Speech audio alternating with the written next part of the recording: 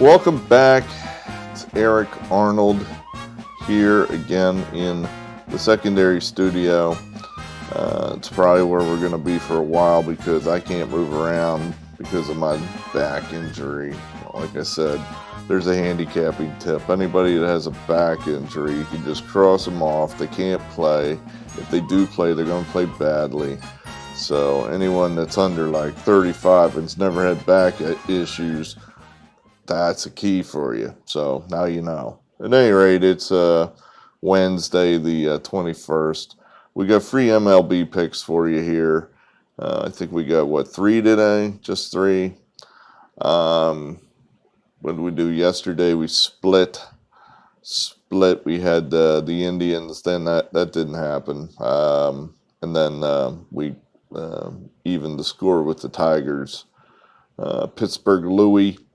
He hit his only pick with the Reds. He has a better read on the Reds than I do.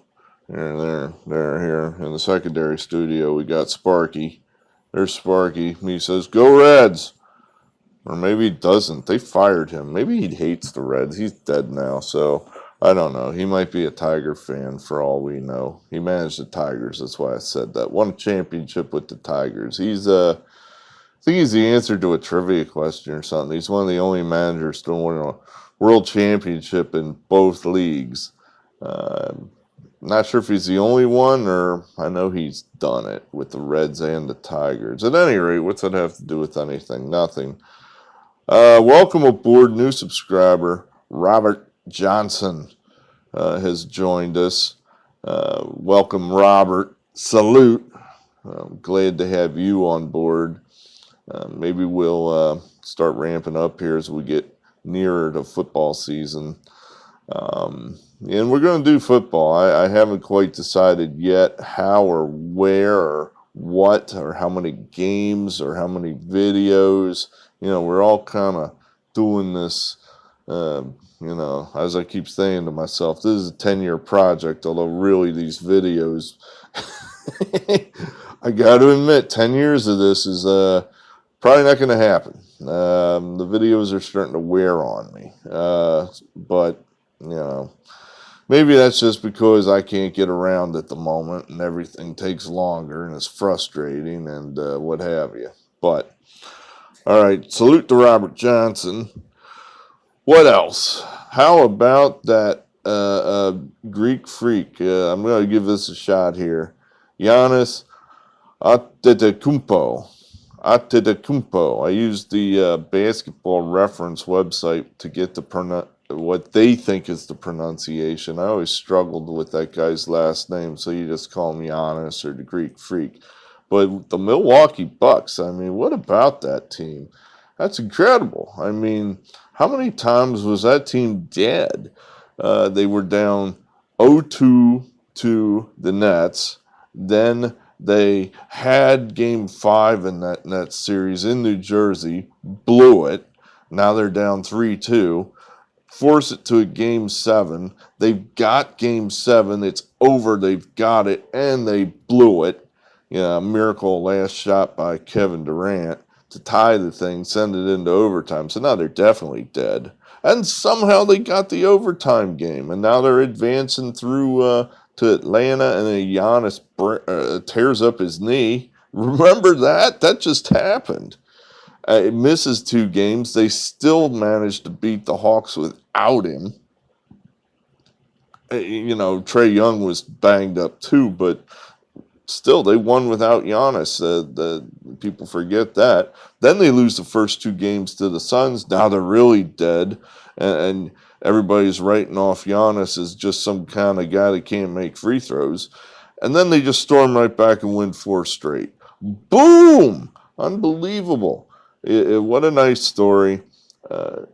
Giannis, he took shots as he was well within his right to take shots after the game. That's what I read. I didn't really hear what he said, but apparently he was singling out some teams that were, I guess, the Nets. These teams that are assembling their master plan, their super teams, the LeBrons of the world who, behind the scenes is going and manipulating his other buddy superstars to build these super teams, or probably even the Sixers, who just tank for year after year after year, screwing everybody, screwing the league, screwing their fans, trying to accumulate all these massive amounts of draft picks.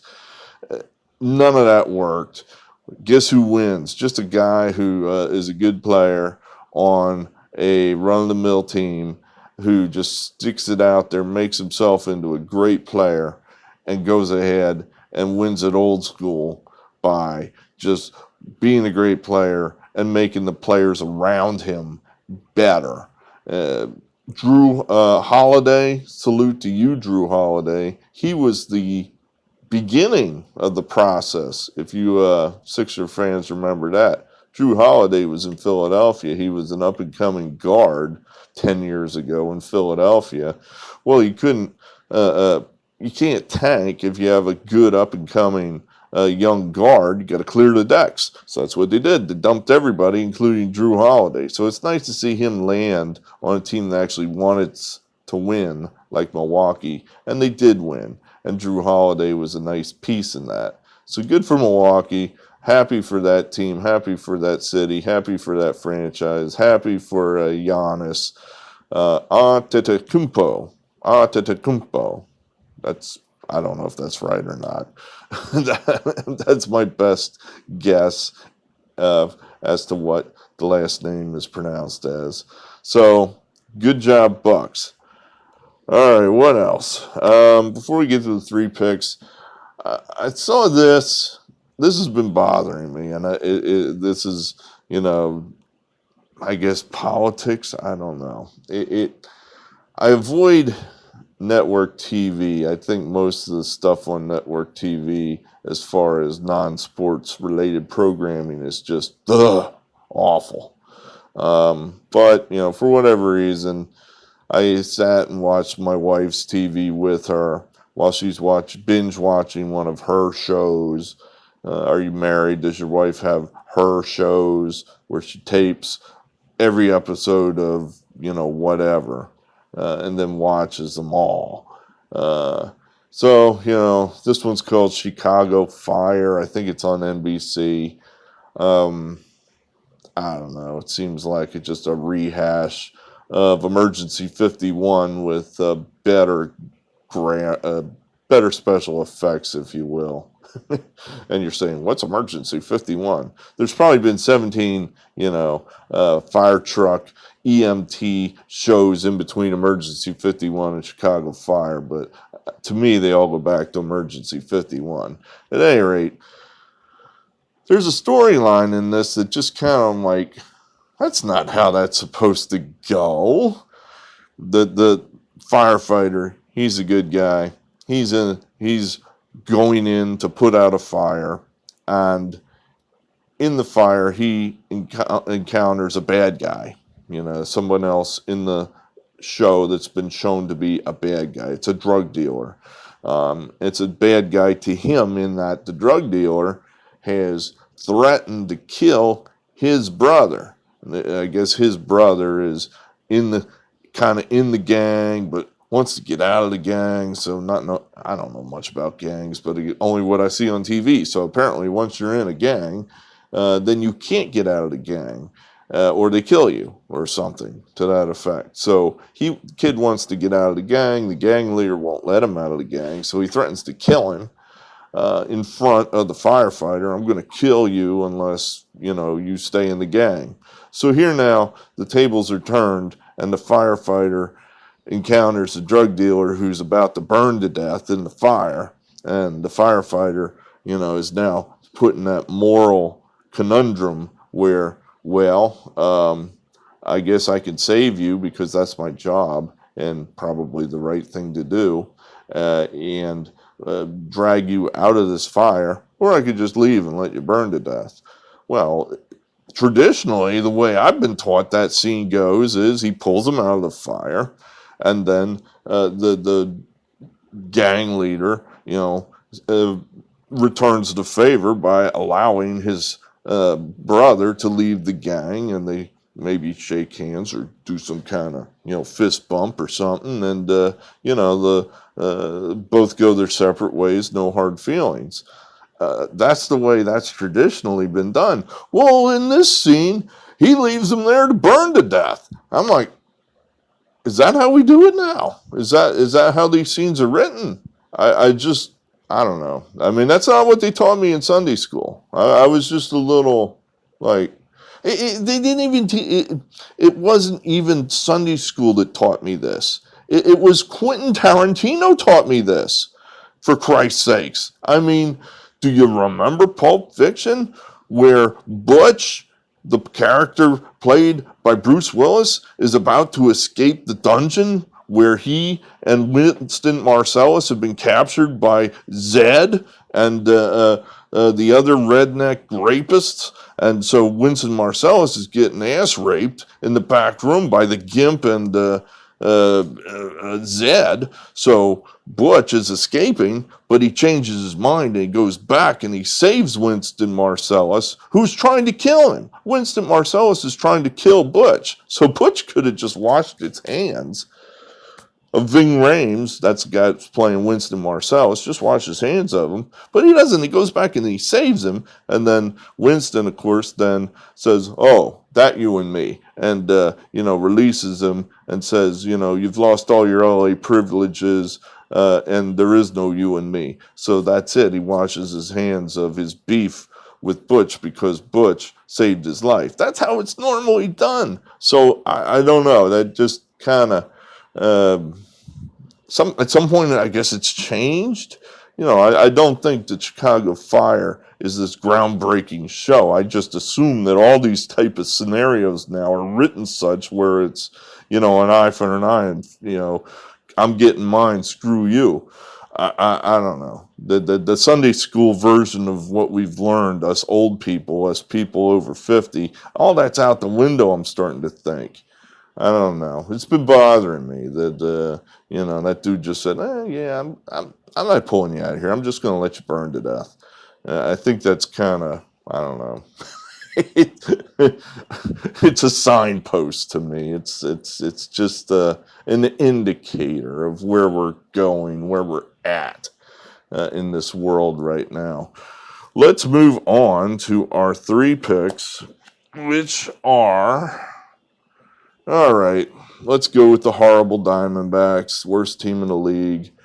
I've got them. What did we come up with here? One second. As usual, I'm unprepared. One of these games I had to guess. Oh, there we are. Okay. 121, that's what I saw it at. That's not horrible. Baumgartner, if he's right physically, he should throw an okay game. Probably better than Chad Kuhl. I think that the Diamondbacks were able to escape last night without throwing some of their better relief pitchers. So I'm thinking we're going to get 9 pretty good pitched innings here from the Diamondbacks. We like the way that they rallied off the deck yesterday. They were down 5-1. And you're the worst team in the league, and you're down 5-1. You could just go away. Nobody's going to think lesser of you. They already think lesser of you. But they didn't. They stuck with it, and they scored a bunch of runs late to just bury the Pirates. We're going to say they're just going to keep it rolling here this afternoon. Just go right on in and keep it rolling and win this series, sweep this series, and that'll be that. So we're going to say the Diamondbacks. This is a game I guessed at. There's no number on this game. The Yankees. We want the Yankees. I'm pretty sure it's going to be a bullpen game for the Phillies. That we're pretty sure of. Zach Eflin was put on the IL. I don't know who else they have. Nobody, really. They can give them any kind of significant innings. So it's going to be bullpen guys. Matt Moore, he may not open. He may pitch 3 innings in the middle, but it's going to be a bullpen game for the Phillies. the Yankees, probably a similar game. I guess it's not on the board because it looks like 10, 15 dudes are in COVID. How long are we going to do this? Jeez, I mean, seriously, think of what is the end game here? 5 years? 10 years? Is this going to be just some never-ending rotation of wear a mask, don't wear a mask, wear a mask, 6 feet apart, some other damn thing, lockdowns? Oh, it's ridiculous. Enough already. Is this variant really that dangerous? Because from what I've seen, it isn't. You know, it's just more of the flu, and the people that are getting it, by and large, are the unvaccinated people. So, you know, at some point very soon, we're going to run out of unvaccinated people. But, you know, I could rant for another 30 minutes on that. But we like the Yankees there. We think they're just going to keep the momentum rolling with whoever. You know, both teams are, you know, I guess unless... I don't know there's any player that if they don't play, it's going to totally upset the apple cart. So I'm going to say the Yankees at any price for any pitchers. And we'll just, you know, I know the Phillies aren't going to throw Wheeler. I know they're not going to throw, well, Wheeler. He's the only one that really moves the needle for the Phillies. So lastly, we like the Nationals. I think now till for the next 6 weeks, we're going to be kind of looking to see, you know, who's the better team? Who's the better team? Does this team have a chance to make the playoffs? We think all the good teams are going to beat the bad teams. Just that it's go time now. That it's a marathon, but now you're into the second half of the race. You're at mile 16 or so. It's time to get moving. You know, it's time to make your move if you're going to make a move. You can't just keep pacing yourself anymore. Now it's time to start letting your big dogs pitch a few more innings. You need to get these W's. So we think here the Nationals make a better case that they're going to be in the playoff mix than the Marlins, and that the Nationals, it's a playoff-tested team too. I mean, there's a bunch of guys still on that team that have a ring. Fetty, he was terrible last time out, but I think he's going to bounce and pitch half decently here.